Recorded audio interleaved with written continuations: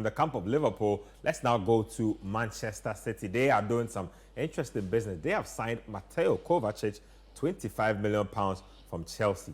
Edwin, what's going through Guardiola's mind? That looks like a midfield that's already packed. Calvin Phillips has barely played football for Man City.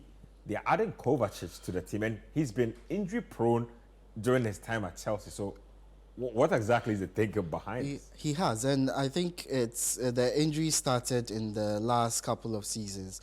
But I feel that Guardiola had an idea that Gundogan might be going. Kovacic just slots in there. He's a good passer, so he fits into Man City's system.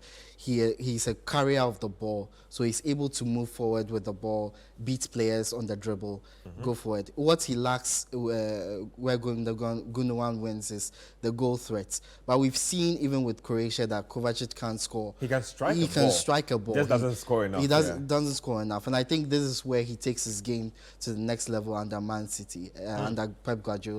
And I feel he's a fantastic signing for them. He is one that adds another dimension for them. Somebody who carries the ball from midfield into attack. We have a lot of passers, a lot of people who can spot a long-range pass. Kevin De Bruyne, Rodri. They had Gundogan before. Now we have a player who can take the ball from midfield if the passes are becoming too many, go direct and beat players and create space for City to have another dimension to the attack. So I'm pretty for this. All for this. Yeah. Let's talk about another transfer. Time running out, so we'll try and breeze through the transfers. Mason Mount set to join Man United. So he has 1 year left on his contract. It looked like United were not going to buck. They eventually caved in and they paid the money. 60 million. That's a lot of money for a player with 1 year left on his deal. Just touch on this. I'll let Edwin have a bite of this, but just touch on this for me. Why is United getting Mason Mount for that much money? Could they not have found another specialist for this kind of money? Yeah, ideally, I would have loved if Man United had gone in for Moises Caicedo. Because if you have Caicedo in there and you have Casemiro and Bruno Fernandes flanking him, I think that's the perfect balance because you have Bruno Fernandes affecting the game more attacking-wise. Then you have Casemiro also affecting the game from midfield, defensive-wise. But they've gone in for Mason Mount, and what that basically means is that you have Casemiro play more as the pivot, then you have Bruno Fernandes and Mason Mount flanking him. And it's needed because at this point in time, you look at Man United's starting lineup last season, it was Casemiro, Bruno Fernandes, and Christian Eriksen. Bruno Fernandes will turn 29 in September. Casemiro is over 30 years. Christian Eriksen is over 30 years. And you need a lot of mobility, you need a lot of energy from your midfield to be able to play in Erik ten Hag's team. And that is something that Man United lacked at various points in the season. And it caused Man United a lot of points because the level of concentrations dropped and teams were able to punish them. So for me, Mason Mount coming in, he's not the guy I would have don't commit to Man United, but he coming in helps Man United because he's also a younger Bruno Fernandes, an all-action kind of midfielder, and he helps out the team overall.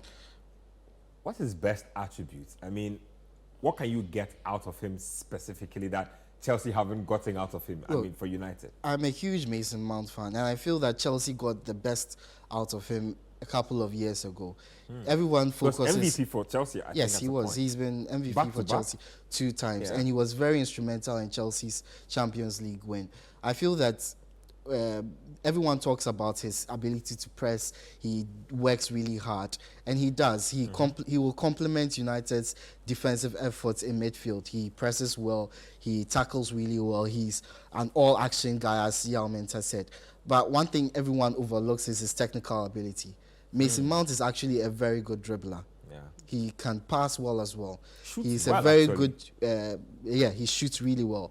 On set pieces, he's scored some really good goals. On set pieces, he's also very decent. That's corners and free kicks. So he adds a lot to United's attack. I'm actually disappointed Chelsea let him go because over the last few years, he's been improving. Last season was an outlier. Do you think that was a fit problem, as in he didn't fit into their plans, or you thought there was chaos all over? No, so you think they didn't? And he was injured too.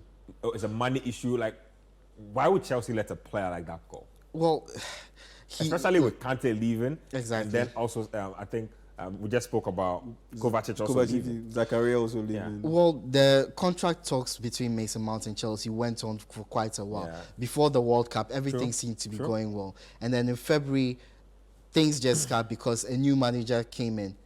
A lot of changes. A new owner came in. There are lots of changes. And Mason Mount wasn't ready to wait. The club also were willing to let him go because, as you said, limited time on his contract. He could fetch a lot of money. But then they appointed Mauricio Pochettino, who really wanted Mason Mount. But by that point in time, his head had been turned by United. He talked to Ten Hag, wanted to be part of that project. And Chelsea weren't really offering the amount of money that United he felt he it, deserved. And I felt that he's on par at Chelsea with Reece James. So he should probably earn as much as Reece James. The club didn't feel were hesitant to give him that much. And of course, United being in the Champions League just sealed the matter. He wanted to work under Ten Hag, and they've got a really good player. Let's wrap it up with Kai Havertz. Again, I'm still scratching my head. He's been played as a number 10, as a right winger, as a number 8. He's not really flourished, but Arteta seems to have a plan for him. Let's check out his numbers. Just snap thoughts, both you and Edwin, just snap thoughts on Kai Havertz. What's going on with him? This is one of the more puzzling signings for me. Yeah, and I would have loved us to see us now going for a recognized striker, because that's what they really need at this point in time. But at the end of the day, like I said earlier, they are doubling down on what they do so well and what they did so well last season. Having guys who can play across the front line. People look at Gabriel Jesus and they think he's a guy who plays through the middle. But Gabriel Jesus in an interview has exclusively said that he prefers to attack the goal from the left side so that he can cut infield onto his right foot. And it's the same thing with Leandro Trossard. It's the same thing with Gabriel Martinelli. It's the same thing with Kai Havertz. So for me, Kai Havertz will do same. They'll double down on that. And on top of that, he brings a different dimension kind of because he's 6'2", 6'3". Very tall. And he's very good in the air. So he will give them an aerial presence and a guy who can really head the ball. We'll see if